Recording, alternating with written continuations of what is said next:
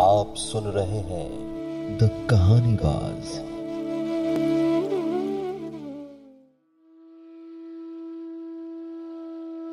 नमस्ते दोस्तों, स्वागत है आपका एक बार फिर से द कहानीबाज के कहानियों में। हमारी आज की कहानी का नाम है हरिचरण। इस कहानी को लिखा है शरत चंद्र चट्टोपाध्याय जी ने। तो आइए चलते हैं आज की कहानी की ओर।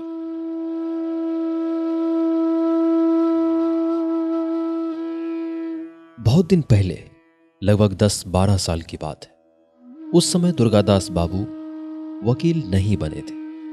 दुर्गादास बंदोपाध्याय को तुम लोग शायद अच्छी तरह नहीं जानते।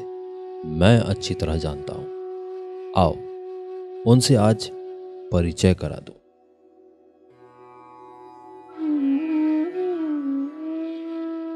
बचपन में न जाने कहां से एक अनाथ, पितरी मातृहीन कायस्थ बालक ने रामदास बाबू के घर पर आश्रय ग्रहण किया था।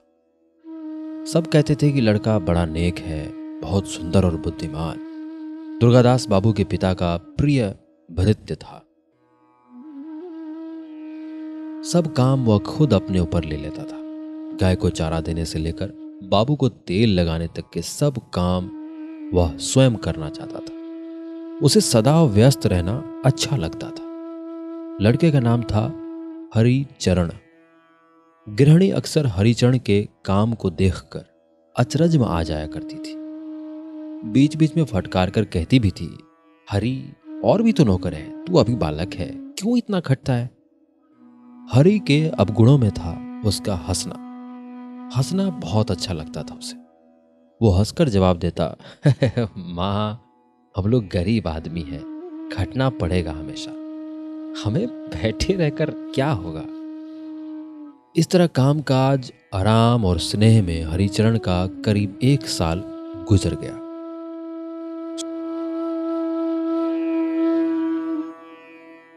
सुरो रामदास बाबू की छोटी लड़की है। अब सुरो की उम्र 5-6 साल है। हरिचरण से सुरो की बहुत पड़ती थी। जब दुग्धपान के निम्मत सुरो गृहिणी से लड़ने में लग जाती थी, तब माँ बहुत देर तक बकझक करके भी अपनी इस क्षुद्र कन्या पर काबू नहीं कर पाती थी और दुग्धपान की विशेष आवश्यकता तथा उसके अभाव में कन्या रत्न के आशु प्राण वियोग की आशंका से उद्विग्न होकर अत्यंत क्रोध से सुरबाला के गंडद्वय को विशेष रूप से दबाकर भी उसे दूध नहीं पिला पाती थी। तब हरिचरण की बात से ही काम बन जाता था। वास्तव में सुरो हरिचरण को बहुत पसंद करती थी। दुर्गादास बाबू की उम्र जब 20 साल थी, तब की बात कह रहा हूं। दुर्गादास अब तक कलकत्ता में पढ़ते थे। घर आने के लिए उन्हें स्टीमर से दक्षिण की ओर जाना पड़ता था। सतुरा घर का यह पथ विशेष सहज सरल नहीं था। तभी दुर्गादास बाबू अक्सर घर नहीं आते थे। लड़का बीए पास होकर घर आया। माँ अत्यंत व्यस्त है। लड़के को अच्छी तरह खिलाने पिलाने और सेवा जतन करने के लिए घर पर सब लोग एकजुट हो गए। दुर्गादास ने पूछा, माँ, यह लड़का कौन है? माँ ने कहा, यह एक कायस्थ का लड़का है, माँ बाप नहीं है इसके, तभी तेरे पापा ने इसे अपने यहां रखा है। घर के सब कामकाज करता है। बड़े शांत स्वभाव का लड़का है, कभी किसी बात पर नाराज नहीं होता। फिर बिना माँ बाप का बालक है बेचारा। मैं बहुत चाहती हूं उसे। घर आकर दुर्गादास बाबू को हरिचरण का यह परिचय मिला। जो हो, इन दिनों हरिचरण का बहुत काम बढ़ गया है।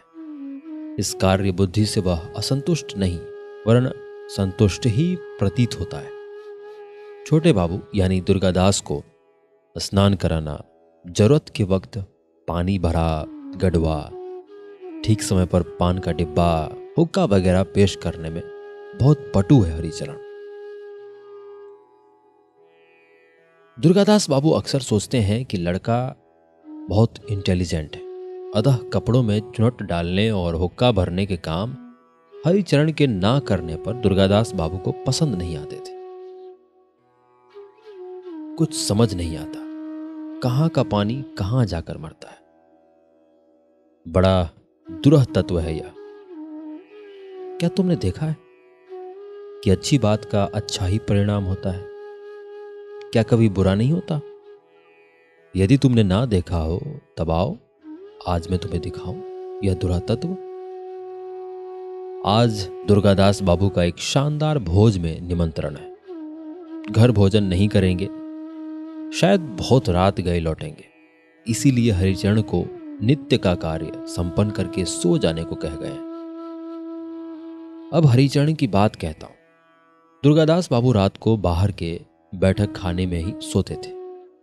इसका कारण बहुत से लोग नहीं जानते। मेरा ख्याल है कि उनकी पत्नी पितृलय होने के कारण उन्होंने अपने लिए यह व्यवस्था बनाई थी। रात को दुर्गादास बाबू का बिस्तर, फिर उनके सोने पर उनके पैर दबाना आदि कार्य हरिचरण के जिम्मे था। बाद में बाबू को अच्छी तरह नींद आ जाने पर हरिचरण पास के कमरे में जाकर सो जाता था। शाम होने से पहले ही उस दिन हरिचरण का सिर दर्द करने लग गया। हरिचरण समझ गया कि अब उसे बुखार आने वाला है। बीच बीच में उसे अक्सर बुखार आ जाता था, इसीलिए इन लक्षणों को वह बखूबी जानता था।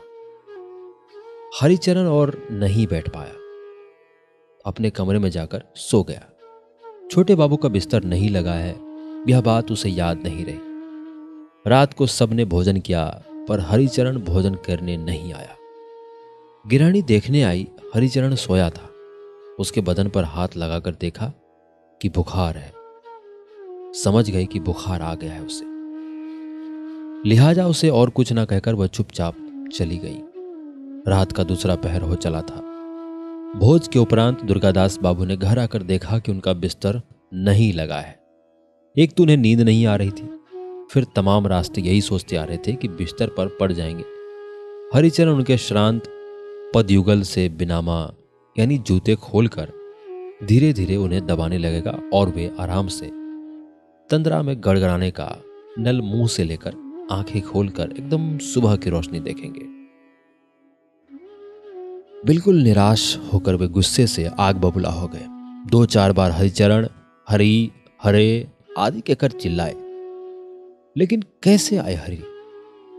वो तो ज्वार की तपिश से बेहोश पड़ा है। तब दुर्गादास बाबू ने सोचा कि हरामजादा सो गया है।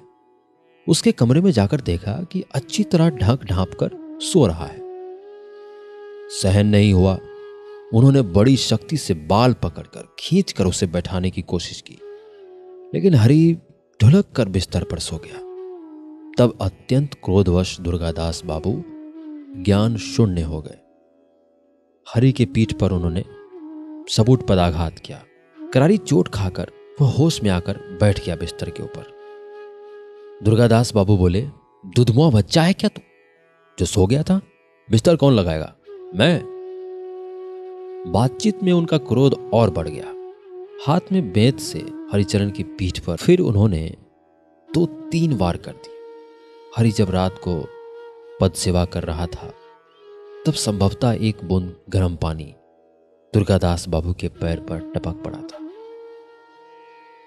तमाम रात दुर्गादास बाबू को नींद नहीं आई। पानी की वह एक बूंद उन्हें बहुत गर्म प्रतीत हुई थी। दुर्गादास बाबू हरिचरण को बहुत प्रेम करते थे। अपनी नम्रता के लिए वह केवल दुर्गादास बाबू का ही नहीं, सबका प्रिय पात्र था। फिर महीने भर की इस घनिष्ठता के बाद और प्यारा बन गया था।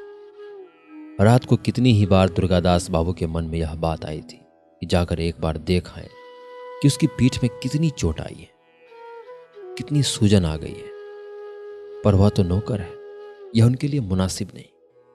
कितनी बार मन में आया कि पूछाएं ज्वर कम हुआ कि नहीं, पर लज्जा के मारे नहीं जा पाए। सुबह हरिचरण ने मुंह धोने का पानी ला दिया, हुक्का भर दिया, तब भी वे कह सकते थे, ओह वह तो एक 12 वर्ष का बालक मात्र है। बालक समझकर भी उसे पास बुलाकर उसकी पीठ को देख सकते थे, उस पर आहिस्ता से हाथ फेर सकते थे। एक बालक से क्या शर्म। दिन के 9 बजे न जाने कहां से एक टेलीग्राम आ गया। तार की बात सुनकर ही दुर्गादास बाबू का मन बहुत बेचैन हो गया।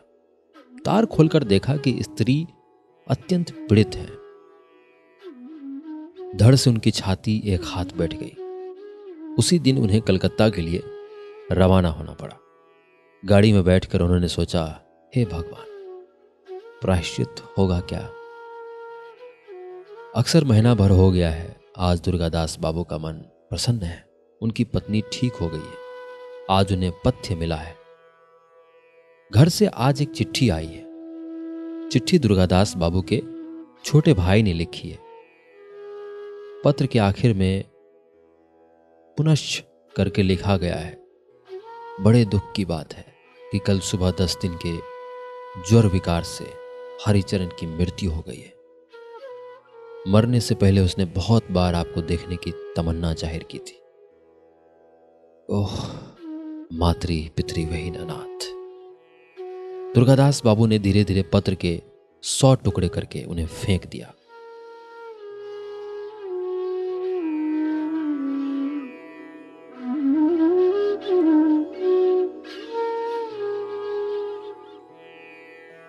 हमारी आज की कहानी में बस इतना ही। मैं आशा करता हूं कि यह कहानी आपको बेहद ही अच्छी लगी होगी। यह कहानी आपको कैसी लगी हमें जरूर बताएं और इसी तरह बने रहे हमारे साथ और सुनते रहिए द कहानीबाज।